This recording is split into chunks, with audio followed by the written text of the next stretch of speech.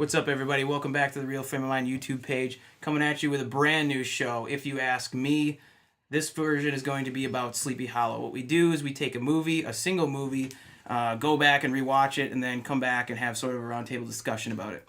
Joining me, Scott Icebox Mimi, is the Film Eat Film champion, Trace Couch Patchen. Ooh. And the one who screwed me over, Damon Big Easy Gumbert. Yo, what up? I was joking, but I went back and rewatched it, and it was just an epic battle. So much fun. It was very close.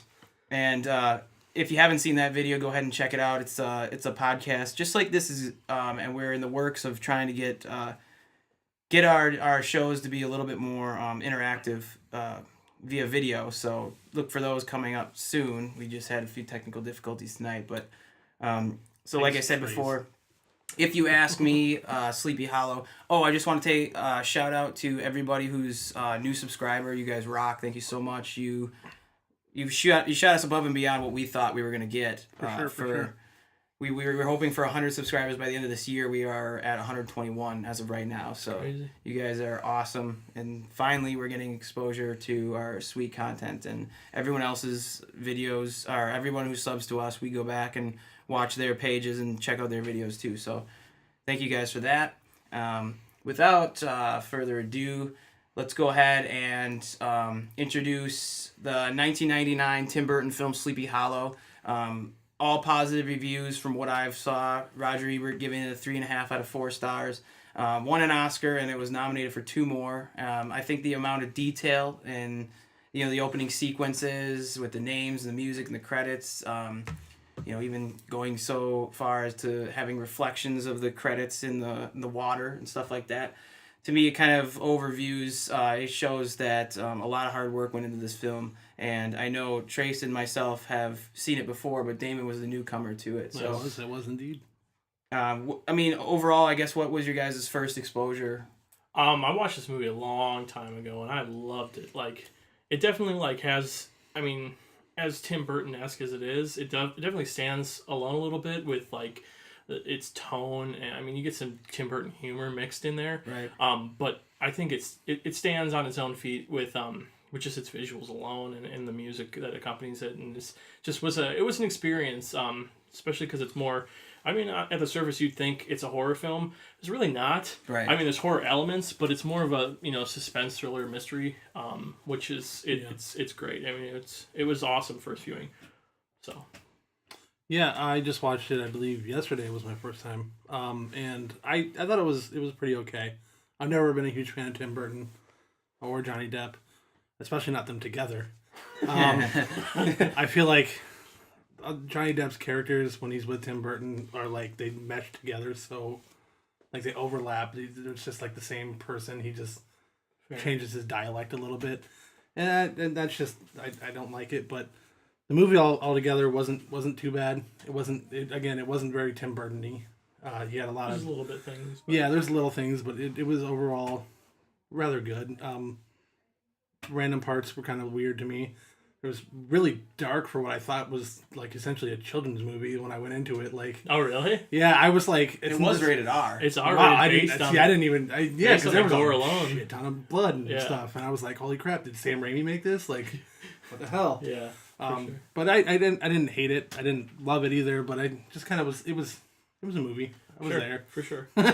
Yeah, it goes back for me a long time, like Trace said, when obviously it was either late 90s or early 2000s when it was on the pay channels, and I was able to watch it over and over and over again. So it was something that I really latched onto. But then again, I do love Washington Irving's original short story, The Legend of Sleepy Hollow. There's something about the scenery and the way he romanticizes a small town, and the characters are actually pretty crappy characters in the book. It's greedy and especially Ichabod. Yeah, so all that kind of stuff. So a new take on it, which is awesome. First I would just like to ask you guys about the acting. Damon, you already said that Depp to you usually isn't something that you're not really your cup of tea. Yeah. But how did you think the role of Ichabod was in this film? Are you familiar with the character in general? I was vaguely familiar. I remember, reading a little bit in middle school and whatnot, and then there was some plays that I've seen that have told the story of Sleepy Hollow, but Like I wasn't sure if he was supposed to be like this kind of cowardly like character or not, and which he played like he was such a pussy. It was the- great. It was great. Like honestly, he's supposed to even be more of a pussy Yeah. than that. Like And Yeah. it was, yeah, he did a good job of doing that.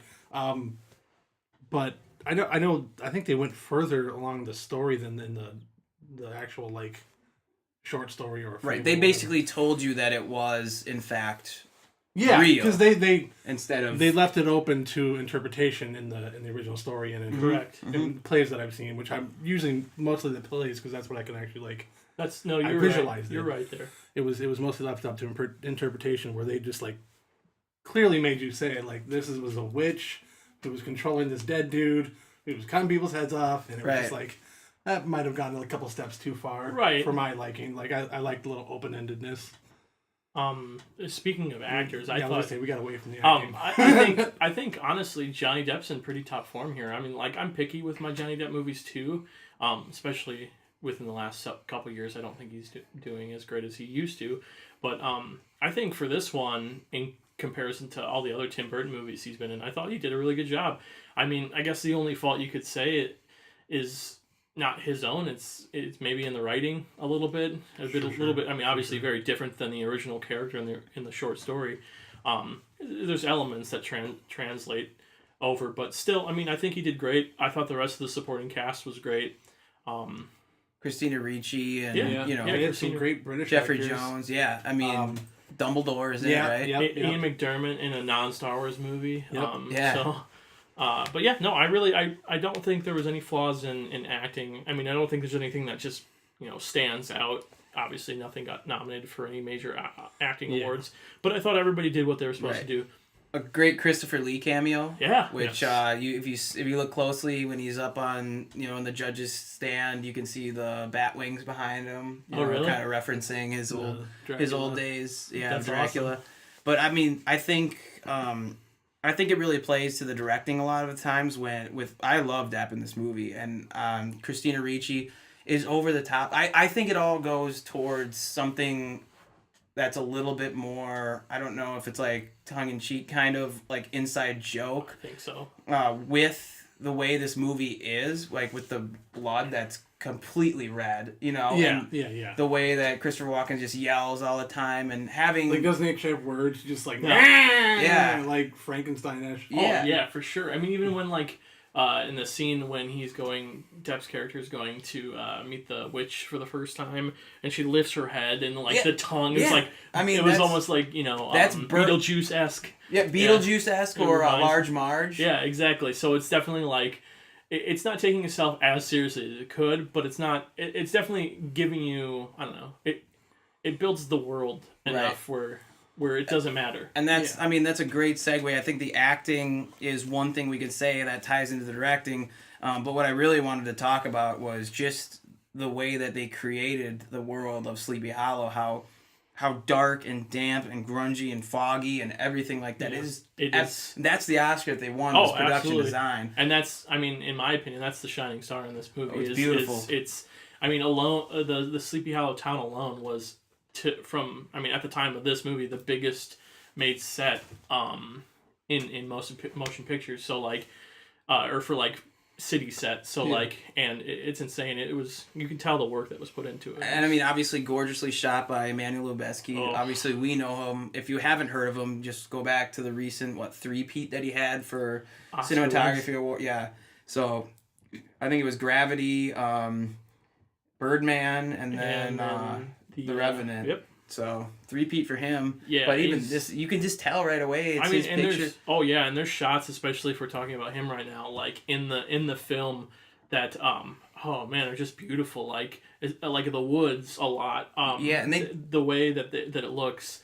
And another side note, the reason the blood was so red in the movie is because they used the blue filters on the cameras to get that gritty look. Yeah. And it just translated. They had to make the blood on set orange, like bright orange, so it would to be red on the screen. And I mean, I think I've really gone into movies with a mindset that if they know what they're doing, then nothing is just coincidence.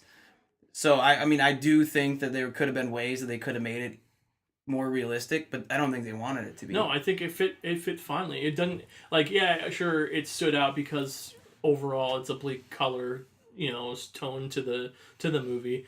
But other than like Depp's, dreams or like flashbacks, but it doesn't like I don't know in that world it didn't stand out too oddly. You know what I mean? but even the fall foliage, when they're in the carriage rides and everything like that, you still get a good look at sort of that New York Hudson River area, which I think is phenomenal. Yeah, it looked good. But you enjoyed the look of the film, right, Damon? Yeah, it was good.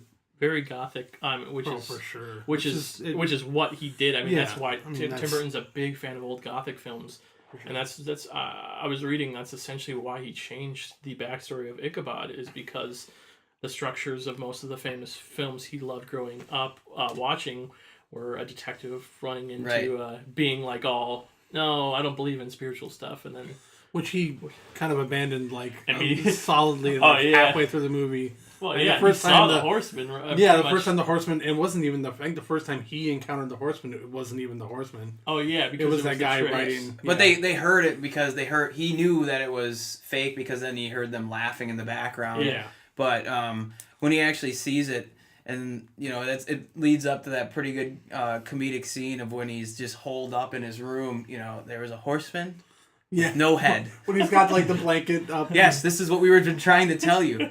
He had no head. It was great. And I think obviously that goes back to not only Depp but the directing by Tim Burton, which I think from the beginning, I think one of the biggest things that I actually thought was hilarious and kind of set in motion the kind of character that Depp is, where he's confident in what his scientific approaches to things, but then everything else. I mean, he's just a big chicken. And when he dick too. He's supposed to be. I mean, he's supposed to be worse. Yeah. But when they're when he's first being stationed to Sleepy Hollow, and he gives a snarky remark to the guy, the jailer, I think it is, and you can see his eyes look over towards. We just have the shot of just Depp, and you see his eyes look over after he makes a snarky comment, which I thought that was excellent. But from the get go, they're propping Depp into the left corner because he's kind of weak, and amongst all of them, just the blocking, the way they have all of the town elders kind of pushing him off the screen because they don't like him, they don't want him around, kind of thing. I think that's cool. Really well done. I mean, that's super well done. Directing wise, do you guys feel like this is a well directed film? Or? Oh yeah, absolutely. Sure. Especially for like, I don't know. I know it wasn't like originally supposed to be Tim Burton's film too. So like he came on not last minute, but like one of the last additions to the film was him as a director. So, which I thought he came back. He did something that he wanted to do, made it his own too. Yeah. Oh yeah. It's something that's so well known. I mean, you can definitely put this aside from the original story or any other kind of iterations of the Sleepy Hollow mythos. I think, and it stands out. Damon, did you enjoy the Tim Burton's direction in this? Yeah, I mean it's better than the other movies that I've watched of his. What is it that you don't like specifically that he does? Is it the camp? I don't honestly know. Like I don't think it's very satire. There's a lot. The campy satire that he puts into probably his the films? camp more than anything. Okay, because I can take that for so long, and then I'm just like, can you just like settle the fuck down and tell us a real story, please? Yeah, well, that's the thing. I read a book about him, and I think the way he approached a lot of his movies is just something I latched onto early on. It's one of the first directors names that I actually knew was Tim Burton. Yeah. So I've always been a fan of his, and it's just I feel like he's losing that Burton touch as of late, and then obviously Miss Peregrine, I felt like he got some of that back a little bit with the story, but I can't even think of movies he's done recently.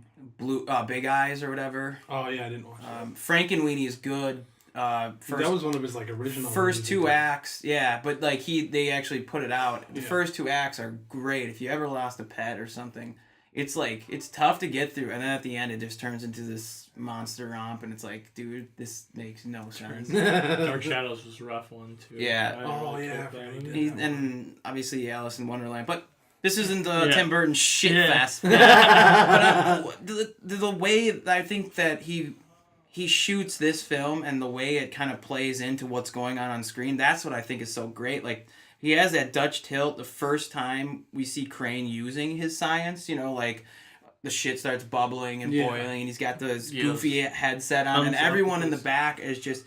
It's great how there's always shit going on in the background, because these people they're curious of his tactics and the way Crane basically is, and I think that's great that you still have them just standing there so curiously and wanting to kind of stick their nose where it doesn't belong, or obviously to Ichabod is too far, so he doesn't want to get attached to them. Definitely. Let's attack the story before we give this thing a final rating. I mean, obviously, I think there's something a little deeper, but yet still, it's what I go to the film because of the story, and then I check out at the end because of the story. I don't know about you guys. I completely agree. I think if there was a weak point in the movie, it would be the story. Yeah.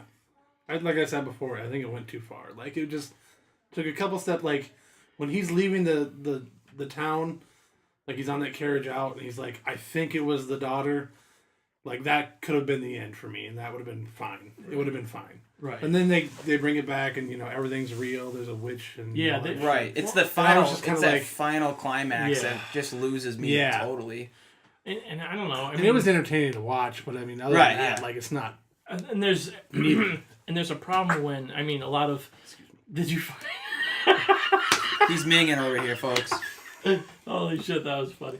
Anyways, there's a lot of problem. I know it's not typical for like a mystery film to be as rewatchable. You know what I mean? But still, like, this is the first time I've seen it probably in the last year. And I noticed more problems specifically with the story this time around than I ever had. Yeah. So I think maybe some rewatchability is kind of lost there, because I mean the whole story is based on building up towards that final act, which, like you said, is the weakest of all of it.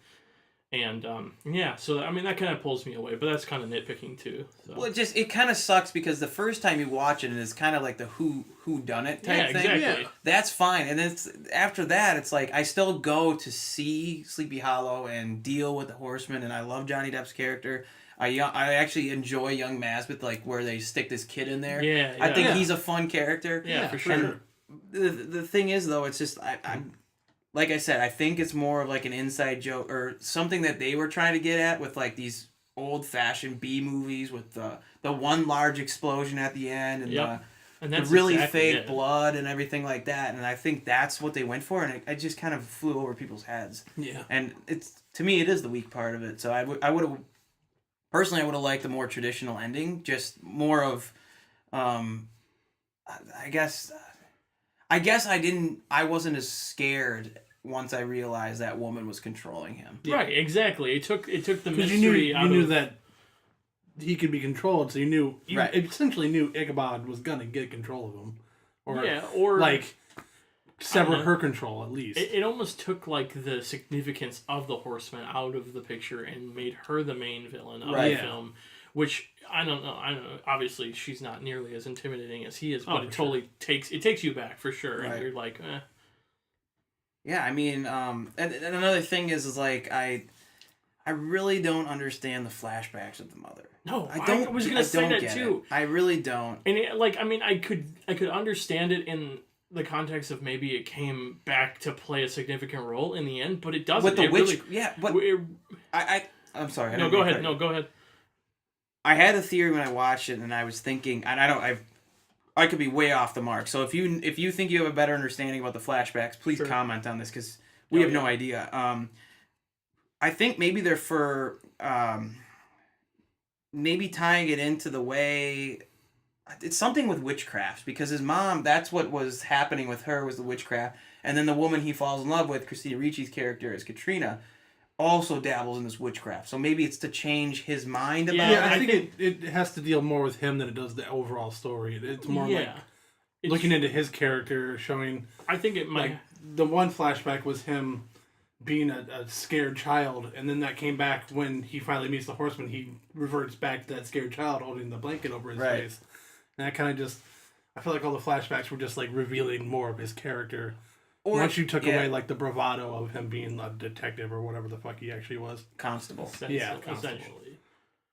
But yeah, I'm thinking also though maybe it was a way for him to sort of get over his fear of maybe attaching to someone else, because you always see him, he's alone, he's apprehensive to let young Mazbeth join his crew, and then he's obviously standoffish with Katrina. Yeah, I mean, so maybe it's something that it just missed, whether it was the writing or the way the scene unfolded. It just didn't hit with a lot of people, but we could have done without it, I think. Oh, completely. I don't think. Yeah. So I understand that, and maybe like the witchcraft thing with his mother is innate reason of why he chose science over, exploring all these or believing in all these witch tales and stuff like that. But it didn't. I mean, overall, it didn't really serve any point. I mean, or at least it could have done better. It would have worked better if it had been a different ending. Yeah. Yeah, I think the ambiguous. I think we're all in the same boat with it. I think it should have stuck with the original story's ambiguous ending. Yes. But like you said, I mean, it's a. I don't know how big the budget was, but I'm assuming it was a big budget picture. It was a big budget. That you got to sell this as that sort of horror. Yeah. Drama, whatever, thriller. In 1999, it was a budget of $100 million, so that's a pretty big budget. Right. Yes. So I think maybe if we have to pin it on someone, the easiest thing to pin it on is the studio. Yeah. We'll just go like that for sure. But maybe the flashbacks are trying to create a B plot, because what is the main B plot in this movie other than you have the horseman and his love for Katrina, which we see for how long? That's always muddled. I don't know. Hour tops. All very underdeveloped. For sure. Right. So, yeah, I mean, I do enjoy the way they sort of shifted Crane's character, but like again, I think, and then the comedy too, with him speaking to the witch or whatever, and then using the word witch, and then he's like witch. He's stumbling, and that plays off very well, well directed and then well placed, I think. But I think overall, if we had a little bit better of a story, I think we would have been happy. So I'll spin it around here. We'll give it a rating, a letter grade here. So you can use the pluses or the minuses if you feel like it. Trace, what do you give Sleepy Hollow? I'm thinking just off of my initial love for the movie, and obviously, now that I'm always in, because of us doing all these damn shows, I'm always in a critical mindset. Yeah, it's great though. I I criticize movies I grew up loving. So so maybe I think I'm gonna land on a B+. Okay, all right, Damon. I would probably go with C+. All right, pretty good. Yeah, I was around the B+ range, and then I just realized I think it's more towards my love of the actual Sleepy Hollow story. So I gave it a B because I go back to it every year. I mean, maybe it's once a year, but I still I revisit it every year. I mean, as much as I said with the revisiting it, I mean, you can revisit the movie just on visuals alone. I mean, just visuals and the overall design of the movie alone, it's so beautiful. And just like Damon said, just cut it off after he gets in that cabbie and just leaves. Yeah, stop. Yeah, what a beautiful ending. Yeah, but yeah, Tim Burton, Sleepy Hollow, 1999. Thank you so much for checking out If You Ask Me. Our next If You Ask Me is going to be on the film Fury. David Ayer directed and wrote that movie. It's one that I've seen once in the theaters, and I've been wanting to get back to it. I wasn't a huge fan in the theaters, so I liked it, but I need to rewatch it because I have thoughts about it now. I'm just thinking about it. Me too. Yeah, the steelbook's gorgeous, and John Bernthal obviously is great, like usual. Kills it like usual. And I like Shia LaBeouf, man. I think he's great. He did a really good job. Yeah, so I'm looking forward to going back and revisiting that. So look for that one coming. Hopefully that one will be an actual. You get some picture with our voices too. So we're trying to start putting a little bit more of a video aspect to our podcast. So Again, thanks for everyone who's been subscribing lately, commenting and liking our videos. You guys are awesome. Keep it coming. We'll shoot it back to you. Follow us on Twitter is it at The Real Frame or just Real Frame? I think it's at Real Frame. At Real Frame of Mind, that's REEL. Tweet us if you want, and hit up our Facebook page, which we're pretty active on the Facebook page at The Real Frame of Mind. That's, again, REEL Frame of Mind at Facebook. For Damon and Trace, I'm Scott, and telling you to get out and watch a movie. Peace.